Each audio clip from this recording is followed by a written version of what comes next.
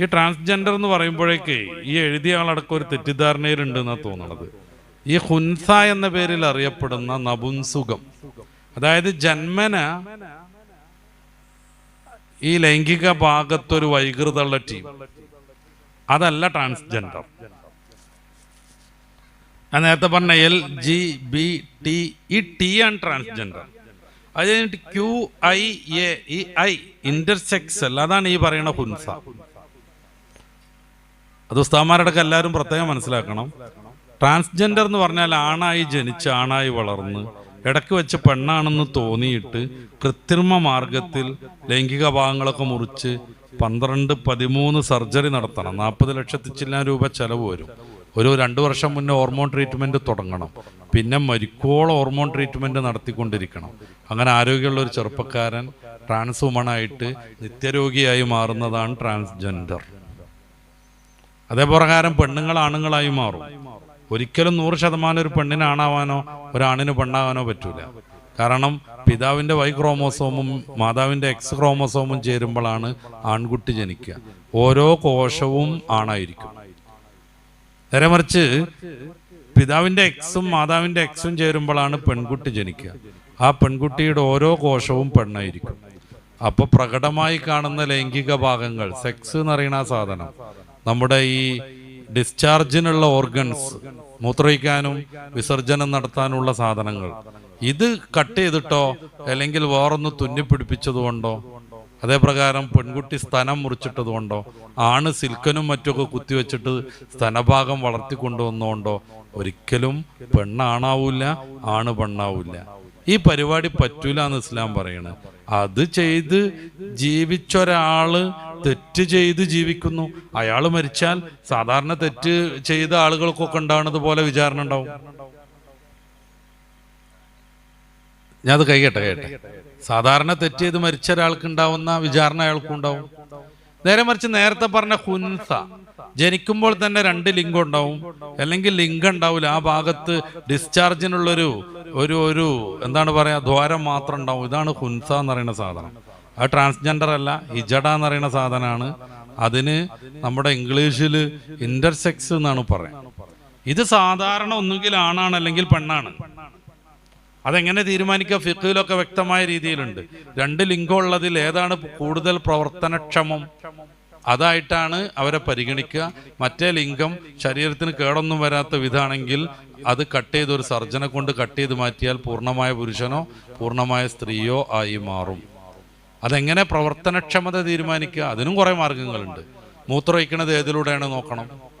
2ലൂടെയും മൂത്രം വരുന്നുണ്ടെങ്കിൽ സ്റ്റാർട്ടിങ് ഏതിലൂടെ നോക്കണം. അപ്പൊ സ്റ്റാർട്ടിങ്ങിലൂടെ വരുന്നതായിരിക്കും അവരുടെ സെക്സ്. മറ്റേത് അപ്പുറത്ത് ഇപ്പോൾ ഒരു ഓട്ടുണ്ടായാൽ തന്നെ അതിലൂടെ കുറച്ച് മൂത്രം വരും പോലെ കൃത്രിമമായി വരുന്നതാണ്. അപ്പൊ ആ ഭാഗം അടക്കണം, മറ്റേത് ഉഷാറാവും. അപ്പോ 2ലും ഒരേപോലെ സ്റ്റാർട്ടിങ് എന്നുണ്ടെങ്കിൽ ഏതാണ് അവസാനം നിൽക്കുന്നത് നോക്കും. 2ലും നിൽക്കുന്നത് ഒരേ പ്രകാരമാണെന്നുണ്ടെങ്കിലാണ് ഹുൻസൽ മുഷ്കിൽ, സംശയാസ്പദമായ ഹുൻസ എന്ന പേരിൽ വരിക. അവരെ പിന്നെ അവരുടെ ഏകദേശം ലൈംഗിക പക്വതക്ക് വന്നിട്ട് അവർക്ക് ഏത് ലിംഗത്തോടാണോ ലൈംഗിക ചായ്വ് എന്നുള്ളത് നോക്കണം. അവർ ആൺകുട്ടിയോടൊക്കെയാണ് നല്ല ചായ്വെങ്കിൽ ഈ സാധനം പെണ്ണാന്ന് മനസ്സിലാവും. അല്ല, ഒരു പെൺകുട്ടിയെ കാണുമ്പോഴാണ് ഇങ്ങനത്തെ ഒരു ഹുൻസക്ക് ലൈംഗികമായ ഉത്തേജനം വരുന്നതെങ്കിൽ ആള് ആണാന്ന് മനസ്സിലാക്കപ്പെടും. ഒന്നുകിൽ ആണാണ് അല്ലെങ്കിൽ പെണ്ണാണ്. അവർക്ക് സാധാരണ നമ്മളൊക്കെ ജീവിക്കണ അതേ ജീവിതമാണ്. വളരെ അപൂർവമായിട്ട് മാത്രമാണ് അങ്ങനത്തെ ജന്മങ്ങൾ ഉണ്ടാകുക. അവരെ സർജറി നടത്താൻ ഇസ്ലാം അനുവദിക്കുകയും ചെയ്യും. അപ്പൊ എന്താ ട്രാൻസ്ജെൻഡറിനെ സർജറി നടത്താത്തത്? അവിടെ പ്രശ്നം മെന്റലി പ്രോബ്ലമാണ്, ഇവിടെ പ്രശ്നം ബയോളജിക്കൽ പ്രോബ്ലമാണ്. ബയോളജിക്കൽ പ്രശ്നം എന്ന് പറഞ്ഞാൽ അവർക്ക് ഫിസിക്കലി ഉള്ളൊരു പ്രശ്നമാണ്.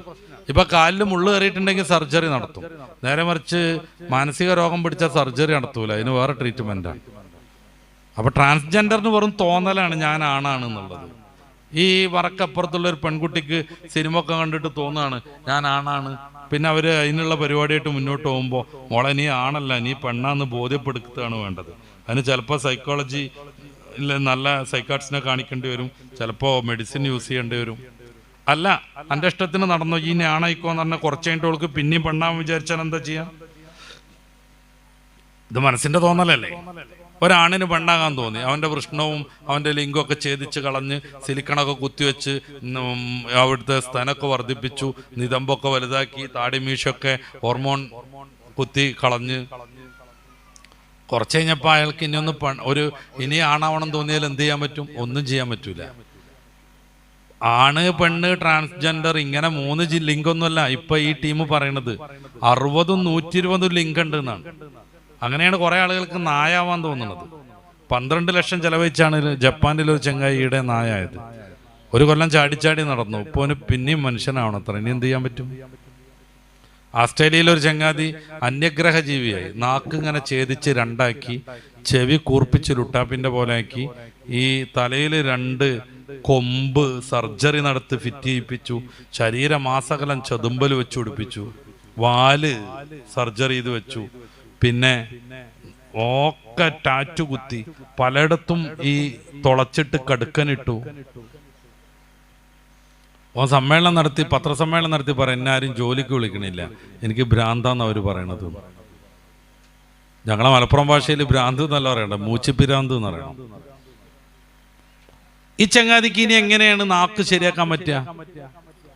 അപ്പോ തോന്നലിനനുസരിച്ച് ശരീരം കണ്ടിക്കരുത് എന്ന് ഇസ്ലാം പറയും. നേരെ മറിച്ച് ഈ ചോദ്യത്തിലുള്ള ഹുൻസയ്ക്കോ, അവർക്ക് ശരീരത്തിനാണ് പ്രശ്നം.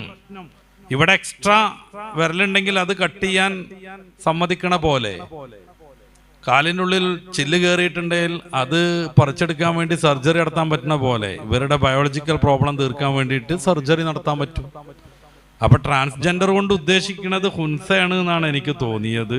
ഹുൻസയാണെങ്കിൽ സാധാരണ മനുഷ്യനാണ്, ഒന്നുകിൽ ആണാണ് പെണ്ണാണ്, നമുക്കൊക്കെ ഉണ്ടാകുന്ന പോലെ പരലോകത്തെ വിചാരണ ഉണ്ടാവും.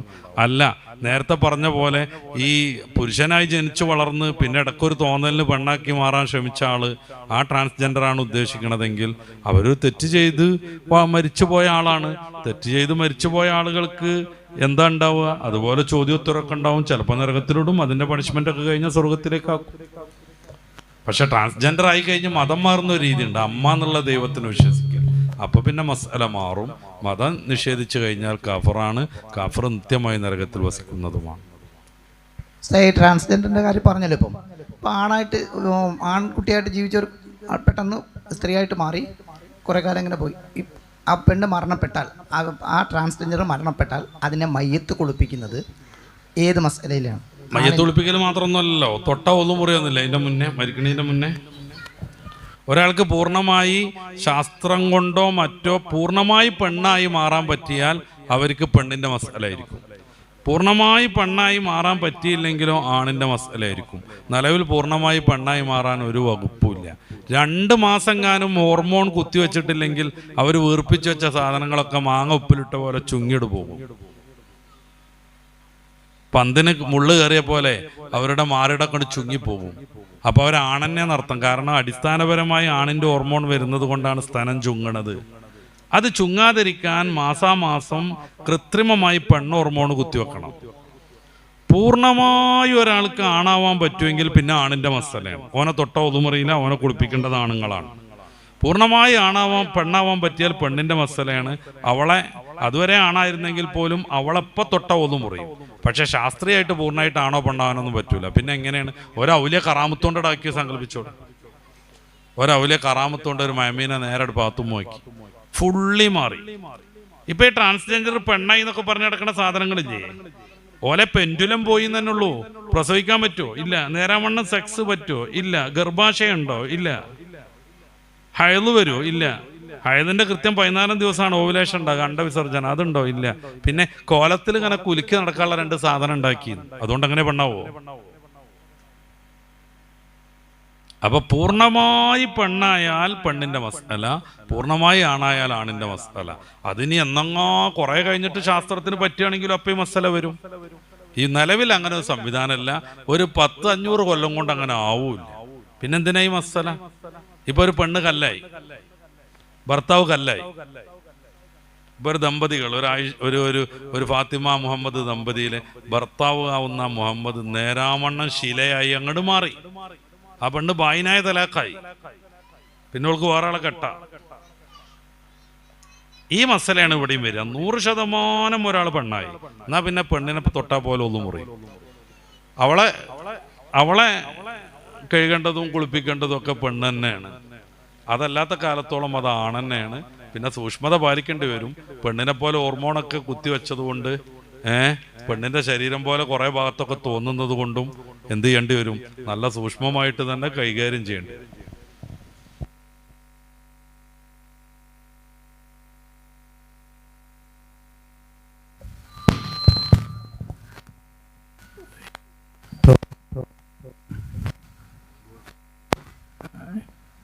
പ്രവാചകന്മാരിൽ അള്ളാഹു ഇസ്മത്ത് എന്ന് പറഞ്ഞൊരു പദവി അവർക്ക് കൊടുത്തിട്ടുണ്ടെന്ന്. പ്രവാചകന്മാർക്ക് അള്ളാഹു ഇസ്മത്ത് എന്നുള്ള പദവി കൊച്ചിലെ തന്നെ അവരിൽ തെറ്റുകളൊന്നും സംഭവിക്കാത്ത രൂപത്തിൽ അള്ളാഹു അവരെ സംരക്ഷിച്ച് പോരുന്നു എന്ന് പറയും. അത് പിന്നെ ഈ സാധാരണ ജനങ്ങൾ തെറ്റ് ചെയ്യുമ്പോൾ അവരെ ശിക്ഷിക്കുന്നതിൽ പ്രത്യേക ഇതുണ്ടോ? അതെന്തിനാന്ന് വെച്ച് കഴിഞ്ഞാൽ തെറ്റ് ചെയ്യുന്ന ഒരാള് നല്ല കാര്യങ്ങൾ പറയുമ്പോൾ അത് സ്വീകരിക്കാൻ ആളുകൾക്ക് വൈമനസ്സുണ്ടാവും. അതുകൊണ്ടാണ് ഇപ്പോൾ സ്ഥിരമായി കളവടത്തുന്ന ഒരാൾ കളവ് നടത്തല്ലടാന്ന് പറഞ്ഞാൽ അത് ആളുകൾക്ക് സ്വീകരിക്കാൻ കഴിയില്ല. അതില്ലാതിരിക്കാൻ വേണ്ടിയിട്ട് പ്രവാചകന്മാരെ തെറ്റിൽ നിന്ന് അള്ളാഹു സംരക്ഷിക്കും. കുറച്ചാളുകൾ അള്ളാഹു സ്വർഗത്തിലേക്ക് ഇടുന്ന് തീരുമാനിച്ചാൽ അള്ളാഹുവിൻ്റെ നീതി മാത്രമല്ലേ അത്. പ്രവാചകന്മാരാരും നരകത്ത് പോകില്ലല്ലോ, അത് ഉറപ്പന്നല്ലേ. പ്രവാചകന്മാരാരും നരകത്ത് പോകില്ല. അതുകൊണ്ട് തന്നെ അവർക്ക് പരീക്ഷണം കൂടുതലായിരിക്കും. കാരണം കൂടുതൽ നിയമത്തെട്ടിയവർക്ക് കൂടുതൽ പരീക്ഷണം ഉണ്ടാവും. അതുകൊണ്ടാണ് റസൂലുള്ളാഹി സ്വല്ലല്ലാഹു അലൈഹി വസല്ലം തങ്ങൾക്ക് തഹജ്ജുദ് വാജിബാവുന്നത്. നമുക്ക് സുന്നത്തല്ലേ ഉള്ളൂ. അപ്പൊ അത് വേറൊരു ആവശ്യത്തിന് വേണ്ടിയാണ്. എന്ന് വെച്ചാൽ തെറ്റ് ചെയ്തുകൊണ്ടിരിക്കുന്ന ഒരാള് നന്മ കൽപ്പിച്ചാൽ ആളുകൾക്ക് സ്വീകാര്യത ഉണ്ടാവില്ല. അത് വരരുത് എന്ന് കരുതിയിട്ട് പ്രവാചകന്മാർ ആദ്യമേ തെറ്റിൽ നിന്ന് സംരക്ഷിച്ചു നിർത്തുന്നതാണ്. പ്രവാചകനാവുമ്പോൾ തന്നെ അവർ സ്വർഗത്തിലാന്ന് ഉറപ്പാണ്. ഈ തെറ്റിൽ നിന്ന് സംരക്ഷിക്കണം എന്നൊന്നുമില്ല. അതെന്തുകൊണ്ടെന്ന് വെച്ച് കഴിഞ്ഞാൽ അള്ളാഹു ദീനെ ജനങ്ങൾക്ക് എത്തിച്ചു കൊടുക്കാൻ സ്വീകരിച്ച ഏറ്റവും സുതാര്യമായൊരു മാർഗം അതാണ്. നമുക്കൊക്കെ അപ്പപ്പോൾ തോന്നിപ്പിക്കാൻ അള്ളാഹ്ക്ക് പറ്റുമായിരുന്നു. എന്താ ചെയ്യേണ്ടത്? അപ്പം തോന്നുക. പക്ഷെ അതോടുകൂടെ നമ്മുടെ മനുഷ്യജീവിതം ഡിസോർഡറാവും. ഇപ്പം ഞാൻ ഉസ്താദിനെ കുത്തി കൊല്ലണ്, എന്നോട് എന്തിനെ കൊന്നു വയ്ക്കുമ്പോൾ അള്ള എന്നെ തോന്നിപ്പിച്ചു പറഞ്ഞാൽ പോരെ. ഞാൻ പെണ്ണിനെ റേപ്പ് ചെയ്യുന്നു, എന്തിനാ അത് ചെയ്തു എന്ന് വെച്ചാൽ അള്ള എന്നെ കൊണ്ട് തോന്നിപ്പിച്ചു പറഞ്ഞാൽ മതി. അപ്പം അത് വരാതിരിക്കാൻ ഈ സബ്ജക്റ്റീവാണ് കാര്യങ്ങൾ എന്ന് വന്നാൽ വലിയ ബുദ്ധിമുട്ടാണ്. അപ്പോൾ ഒബ്ജക്റ്റീവ് ആവണം. അതിന് നമ്മളിൽപ്പെട്ട പ്രവാചകനെ കൊണ്ടുവരിക, നിയമങ്ങളൊക്കെ പഠിപ്പിച്ചു തരിക, അതനുസരിച്ച് പോകുന്നവർക്ക് ഗുണം, അല്ലാത്തവർക്ക് തിന്മ. അപ്പോൾ പ്രവാചകന്മാരെ ഇസ്മത്ത് കൊടുക്കുന്നത് കുറേ ആളുകളെ തോപ്പിക്കാൻ വേണ്ടിയിട്ടല്ല, അവരുടെ ദഅവത്ത് നല്ല രീതിയിൽ നടപ്പിലാകാൻ വേണ്ടിയിട്ടാണ്. എല്ലാവരെയും അങ്ങ് മാസൂമിയങ്ങളാക്കിയിരുന്നെങ്കിൽ അള്ളാഹുക്ക് അങ്ങനെ തീരുമാനിക്കായിരുന്നു. ഖുർആൻ തന്നെ പറയുന്നുണ്ടല്ലോ അങ്കബൂത്തിന്റെ അവസാനത്തിലൊക്കെ, സൂറത്ത് യൂനിസിന്റെ 93 വലോ ഷാ റബ്ബുക ലആമന മൻ ഫിൽ അർളി കുല്ലുഹും ജമിയ. അള്ളാഹു ഉദ്ദേശിക്കുകയാണെങ്കിൽ എല്ലാവരുടെ നന്മയിലാകുമായിരുന്നു. പക്ഷെ അള്ളാഹു അങ്ങനെയല്ല ഉദ്ദേശിക്കുന്നത്. പിന്നെ നന്മയും തിന്മയും വേർതിരിച്ച് പഠിപ്പിച്ച് ഒരു പരീക്ഷണം എന്നുള്ള നിലക്കാണ് നമ്മളെ പറഞ്ഞയച്ചിട്ടുള്ളത്. അതുകൊണ്ടാണല്ലോ സൂറത്തുൽ മുൽക്കിലെ 2-ാമത്തെ ആയത്തിൽ അല്ലദീ ഖലഖൽ മൗത വൽ ഹയാത ലിയബ്ലുവക്കും അയ്യുക്കും അഹ്സനു അമല. ആരാ നന്മ ചെയ്യുന്നതെന്ന് പരീക്ഷിക്കാനാണ് അള്ളാഹു തആല ഈ ഭൂമിയിലേക്ക് പറഞ്ഞയച്ചത്. അപ്പോൾ എല്ലാവരെയും നന്മക്കാരാക്കുക എന്നുള്ളത് അള്ളാഹുവിൻ്റെ ലക്ഷ്യമേ അല്ല, അതവൻ്റെ ഹിക്മത്തിനോട് യോജിച്ചതുമല്ല. പിന്നെ എന്തുകൊണ്ട് ഇങ്ങനെ സംവിധാനിച്ചു? അള്ളാഹുവിൻ്റെ തീരുമാനം അതാണ്. ഒരു അതോറിറ്റി ആണ് എന്ന് അംഗീകരിച്ചാൽ പിന്നെ അതൊക്കെ അംഗീകരിക്കലാണ് വാജിബ്. ഇപ്പം നമ്മളിപ്പോൾ ഇന്ത്യൻ ഗവൺമെൻറ്റിനെ അംഗീകരിക്കുന്നു. അപ്പോൾ എന്തുകൊണ്ട് GST 18% എന്നുള്ളതിൽ ചോദ്യമല്ല, നമ്മൾ അംഗീകരിക്കണം. അല്ലെ ഇന്ത്യൻ ഗവൺമെൻറ്റിൻ്റെ ആളായി നിൽക്കാൻ പാടില്ല. നമ്മൾ ബെൽറ്റ് ഇടാതെ വണ്ടി ഓടിച്ചിട്ടുണ്ടെങ്കിൽ 500 ഫൈന്. എന്തിനാ ഫൈന് തരണമെന്ന് ചോദിച്ചിട്ടും കാര്യമല്ല.